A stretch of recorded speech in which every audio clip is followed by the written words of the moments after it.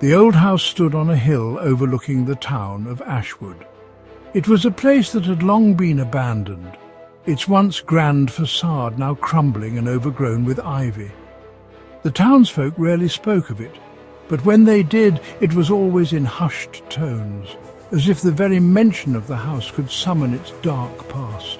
It was a looming presence, a spectre of grey stone against the ever-changing sky. The house seemed to breathe with the wind, its creaks and groans echoing through the empty halls. On stormy nights, the lightning would illuminate its silhouette, casting eerie shadows that danced across the town below. Locals knew its name, the Whispering House. They spoke of it as if it were a living entity, capable of hearing and responding to their fears. Stories of ghostly apparitions and unexplained phenomena were passed down through generations, each tale more chilling than the last. They said it whispered secrets to the wind, secrets better left buried. The wind would carry these whispers through the town, chilling the bones of anyone who heard them. It was as if the house was alive, its very essence intertwined with the fabric of Ashwood, secrets of a past drenched in sorrow and shadowed by tragedy. The house had seen its share of heartbreak and loss, each event leaving an indelible mark on its walls. Old photographs told stories of a family torn apart, of lives cut short, and of dreams that turned into nightmares. The house had stood empty for decades. Its windows, like vacant eyes, stared out at the world. They seemed to hold the weight of the past, watching silently as the years went by. The once vibrant gardens were now overrun with weeds, and the grand entrance was nothing more than a shadow of its former self. They seemed to watch, to wait, waiting for the next soul to be ensnared in its web of sorrow. The house was a trap, a siren call to those who dared to venture too close. It was said that once you entered, you could never truly leave, as the house would claim you as its own. No one dared to approach, not anymore. The stories were too chilling, the whispers too real. The house had become a legend, a dark chapter in the history of Ashwood that no one wanted to revisit. And so it stood alone, a silent sentinel to the past, waiting for the day when its secrets would finally be revealed. The Whispering House was not always a place of fear. Once it stood as a beacon of hope and prosperity, a symbol of one man's dream brought to life. In 1897, it was a vision of grandeur. The house, with its sprawling gardens and majestic facade, was the talk of the town. It was built by a wealthy industrialist, Theodore Ashwood, as a testament to his success. Theodore was a man of vision and ambition, known for his innovative ideas and business acumen. The house was a masterpiece of Victorian architecture. Every detail, from the grand entrance to the smallest carvings, was meticulously crafted to reflect the opulence of the era. Its intricate carvings and soaring towers spoke of a time of elegance and opulence. The house was not just a home, it was a statement of wealth and power. Theodore, his wife Eleanor, and their young daughter Amelia were the first residents. They were a picture-perfect family embodying the ideals of the Victorian age. The halls echoed with laughter and music. Grand parties and gatherings were a common sight, with the Ashwoods hosting the elite of society. The house was alive with the joy of a young family. Every room was filled with warmth and love, making it a true home. But this happiness was not to last. The once vibrant home began to change, its lively spirit slowly fading away. Tragedy struck the Ashwood family, leaving the house shrouded in an eerie silence. The laughter and music were replaced by whispers and shadows, marking the beginning of its descent into legend. In 1923, tragedy struck the Ashwood family once more. I, Edward Ashwood, Theodore's grandson, and the sole heir to the estate, vanished without a trace. I was last seen entering the house on a stormy night.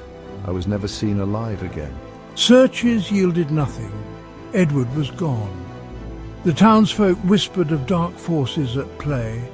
They speculated about the house's connection to Edward's disappearance. The whispers started subtly.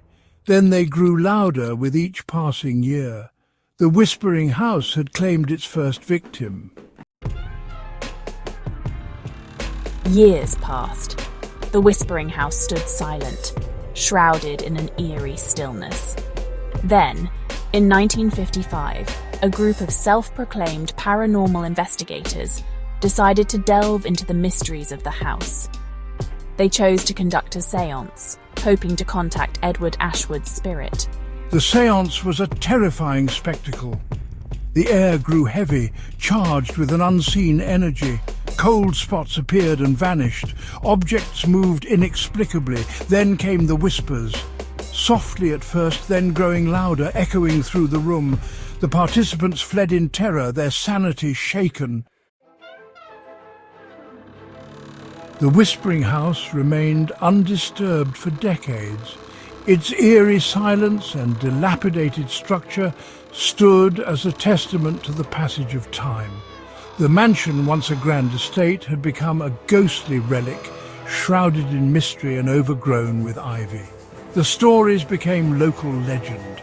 Tales of ghostly apparitions, unexplained noises and eerie whispers filled the pages of old newspapers and the minds of the villagers. The house was said to be cursed, a place where the spirits of the past lingered, unable to find peace. Then, in the year 2024, Maria Cortez, a young journalist known for her investigative prowess and skepticism, arrived in Ashwood. She had heard the stories and was intrigued by the mystery that surrounded the Whispering House. Her mission was clear: to uncover the truth behind the legends and separate fact from fiction. I was determined to uncover the truth behind the legends. The stories of hauntings and ghostly encounters seemed far-fetched, but I was ready to investigate every corner of the mansion. My skepticism fueled my determination. Honestly, I was skeptical, dismissing the stories as mere folklore. I believed that the tales were exaggerated, a product of overactive imaginations and local superstition. But I was prepared to keep an open mind and document my findings meticulously. But I would soon discover the chilling truth. The house held secrets that were beyond my wildest expectations. The atmosphere inside was thick with an unexplainable presence, and I could feel the weight of the past pressing down on me. Maria secured permission to stay in the house. She knew that to truly understand the legends, she needed to immerse herself in the environment. The local authorities were hesitant but eventually agreed, intrigued by her determination and professionalism. She set up cameras and recording equipment.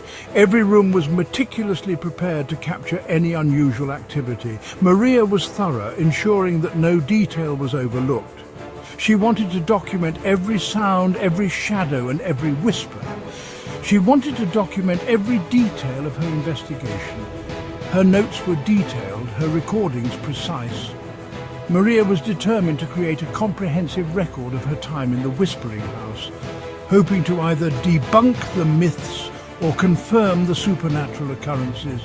She was determined to debunk the myths surrounding the house. Her goal was to provide a rational explanation for the stories that had haunted the village for generations. But as the days passed, she began to question her own beliefs. The house welcomed me with open arms, or so it seemed. The initial calm was deceptive, masking the true nature of the mansion. As I delved deeper into my investigation, the line between reality and the supernatural began to blur. The first few days were uneventful. Maria explored the house, documenting its every nook and cranny. She felt a constant presence, a heaviness in the air. She dismissed it as her imagination. Then the whispers began. At first, they were faint and indistinct. I dismissed them as tricks of the wind. However, the whispers grew louder, more insistent. They seemed to come from the walls themselves. My cameras captured strange anomalies, shadows moving in the periphery, voices whispering my name. I was both terrified and strangely exhilarated. As the days turned into nights, the house began to exert its influence over Maria. She became increasingly withdrawn, obsessed with her investigation. She barely slept, her days and nights consumed by the recordings and the whispers. The house was seeping into her mind. I started seeing things. A fleeting glimpse of a man in the mirror, a child's laughter echoing down an empty hallway. The line between reality and delusion blurred. The whispers grew stronger, feeding on my fear, my sanity slowly unraveling. The house was claiming another victim. Maria, in her deluded state, believed she had made contact with Edward Ashwood. She believed he was trapped within the house, unable to leave. Her recordings, when played back, revealed a shocking truth. I was the source of the whispers. I had been whispering to myself, my subconscious mind creating the voices that had haunted the house for years. The house had not driven me mad. It had merely amplified the darkness that already resided within me. The truth, as always, was far more terrifying.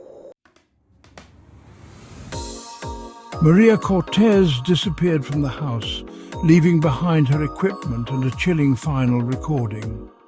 The recording, filled with frantic whispers and pleas for help, ended abruptly. Her whereabouts remain unknown. The Whispering House still stands on the hill overlooking Ashwood. Some say the whispers have stopped. Others claim they are louder than ever. The house remains a silent sentinel, a testament to the darkness that lies hidden within us all. It waits patiently for its next visitor. Will it be you?